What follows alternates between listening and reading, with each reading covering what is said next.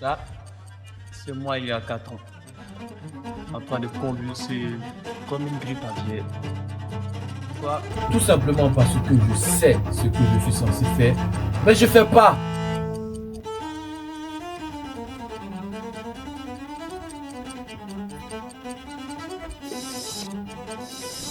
Ça a été dur, voire horrible pour me sortir de là, je peux vous l'assurer. Tout simplement parce que je savais ce que je devais faire, mais je ne le faisais pas. Pour m'en sortir.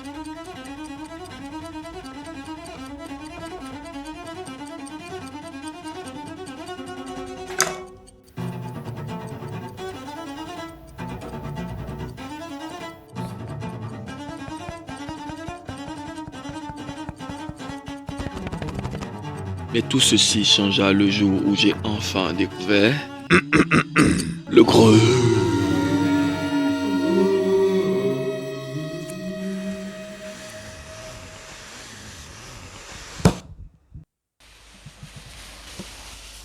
Un journal intime.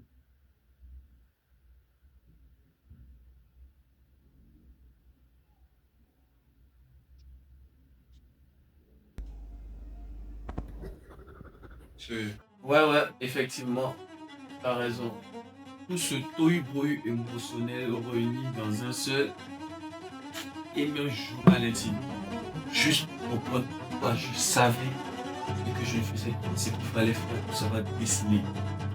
Alors si t'as pas envie de vivre toutes ces expériences, suis-moi.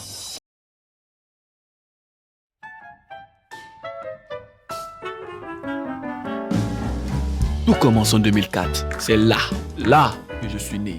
À cette époque-là, je ne savais ni ce que je foutais là, ni où j'étais, mais je savais une seule chose, c'est que j'étais dans la merde. Ensuite, la vie suit son cours normal, voilà, je grandis comme un garçon. Et là, je découvris un truc, le truc qui allait changer ma vie pour toujours. Et dans le net en moi la flamme éternelle de Prométhée, la volonté et de puissance de Nietzsche, la passion du chef.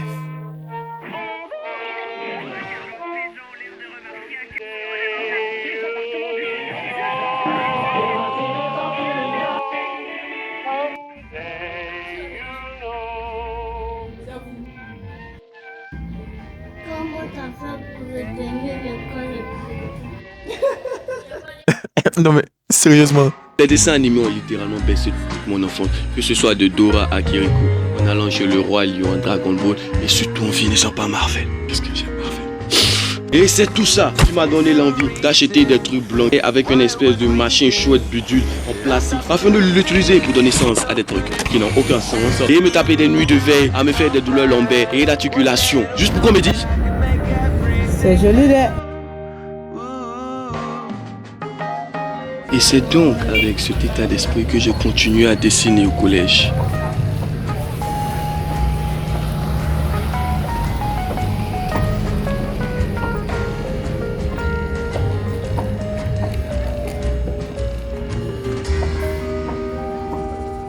Jusqu'à le quitter pour... Dessin ouais. Papa me soigner.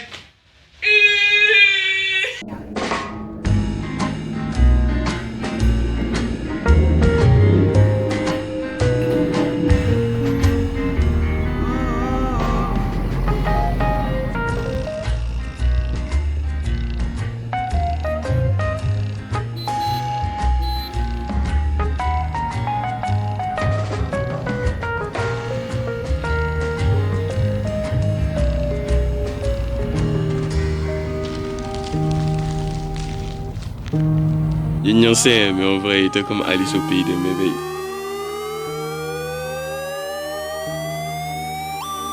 C'est là-bas, dans ce lycée, que j'ai passé les 3 années les plus instructives et créatives de toute mon enfance. Tout était nouveau, tout était à découvrir ou à redécouvrir.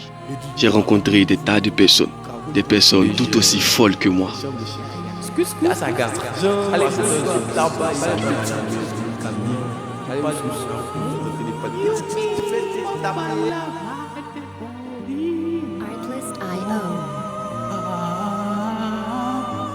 Yo, magie. C'est faute.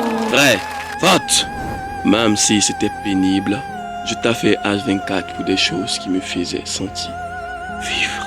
Et quand bien même je jouais et que je recevais des critiques, des moqueries, des bains quoi, ce n'était jamais que dans un esprit de bading sain. Il y avait aussi ce véritable sentiment de compétition qui nous liait tous, dans le but de toujours faire la meilleure œuvre possible. Et vous savez quoi? Ça n'avait jamais été aussi cool de ne plus être le seul dérangé du groupe.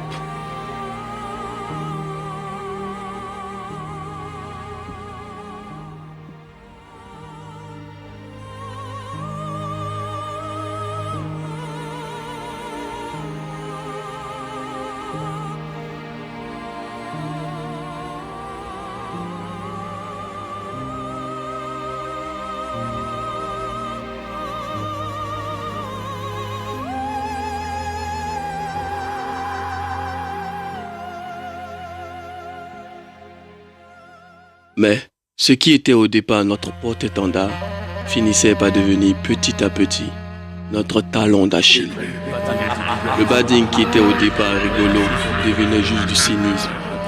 La routine s'installait, les deadlines se creusaient, la pression de faire une œuvre mieux que la précédente devenait de plus en plus constante.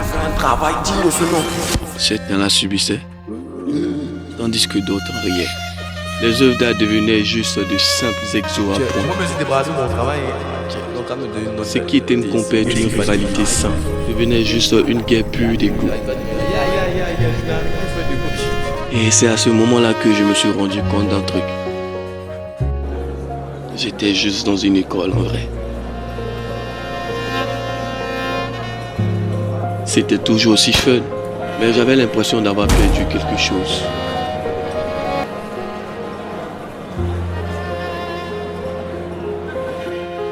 Et les profs nous le faisaient aussi remarquer. Et c'est aussi à ce moment-là que toutes mes galères ont commencé. Car je savais ce que je devais faire, mais je ne le faisais plus. Mais attends, termine. Qu'est-ce que tu savais que tu ne faisais pas? On attend que ça. C'est simple. Ce que je savais, c'était l'amour. Mais ce que je ne faisais pas, c'était l'ego. D'où le dessin Blue Lock. Quoi? Attends, tu veux me dire que on s'est tapé tout ça? Attends, mais j'ai capté en fait. C'est simple. C'est moi qui suis né et qui savait que j'étais dans la merde. C'est moi qui ai grandi et qui, en regardant la télé, s'est laissé charmer par le dessin. C'est moi qui, en alimentant cet amour-là par mes actions du quotidien, malgré les douleurs, les nuits de veille et le résultat s'est amélioré. C'est moi qui ai influencé ma famille pour entrer dans cette école. C'est aussi moi qui l'ai utilisé pour devenir encore plus fort. Et donc, par la logique des choses, c'est donc moi qui ai commencé à avoir peur de dessiner, tout simplement parce que je n'arrivais pas à mettre sur papier la vision du dessin que j'avais dans mon esprit. Malgré la qualité du dessin, je le trouvais toujours médiocre parce que je me mettais une pression dedans. Mais vu que j'étais passionné, j'avais envie de dessiner. Mais la peur de me retrouver face à cette déception était tout aussi forte. Mais comme je dessine plus, j'évolue plus. Et qui n'évolue plus, stagne. Et celui qui stagne, régresse. Mais cependant, vu que j'ai mal. C'est le fichu. En d'autres termes, ce que je savais, c'est que j'aimais dessiner. Et ce que je ne faisais plus, c'était de dessiner.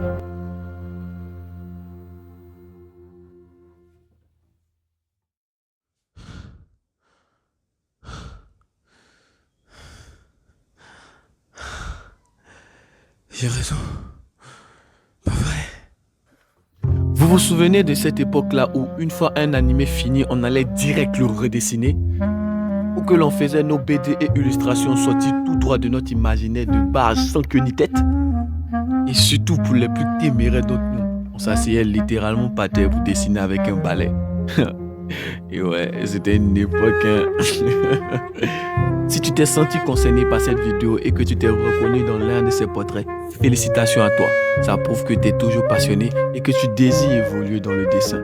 Tu sais, mais la raison qui t'empêche de faire du dessin, c'est juste le fait que comme moi, tu as perdu ton âme d'enfant. Comment tu peux le savoir? Ben c'est simple. Si actuellement tu dessines pour faire plaisir aux gens, pour la part du gain, et ou juste pour te sentir fort, c'est que c'est vraiment le cas. Et c'est normal que tu dessines pour ces trois choses-là. Parce que être reconnu pour son art, vivre de sa passion et se sentir professionnel, c'est clairement le but de tout artiste ici, moi y compris. Non, ce n'est pas ça le problème. Le problème vient juste du fait de ne dessiner que pour ces trois choses-là. Là, il y a un quatrième encore plus important que tout celle-là, c'est la communication. N'oublions pas que le dessin est un art.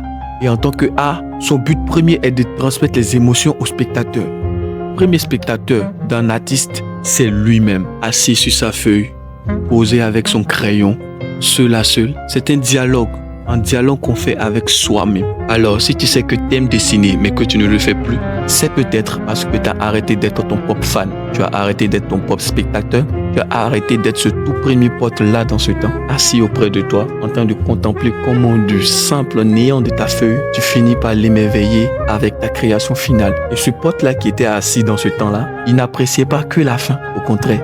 Il appréciait tout le processus. Il vivait chaque instant de production avec toi. Sans prise de tête, n'est-ce pas ça, être un enfant? Alors c'est vrai, les temps ont changé. Maintenant tu as grandi, tu connais désormais moult techniques dans le dessin. Et tu as certainement aussi pu goûter à la célébrité, à l'argent et au succès que peut te procurer ta passion. Et tu en as encore envie, c'est bien. Mais qu'elle ne t'empêche pas d'exprimer tes émotions sur ta feuille, de t'amuser à dessiner, de juste profiter de cette séance-là comme quand tu écoutes ta musique préférée. Car c'est là chaque production que tu feras, aussi laid soit-il dit par les autres. Car tu te rendras compte que c'est une partie de ton âme, une partie de toi, une partie de ton âme d'enfant que tu as matérialisé dans cette vie afin de le partager avec les autres.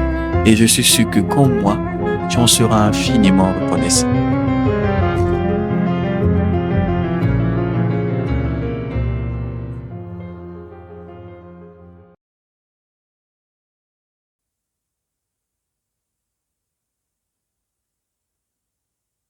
Ah, mais tout ça s'est passé parce que t'étais pas...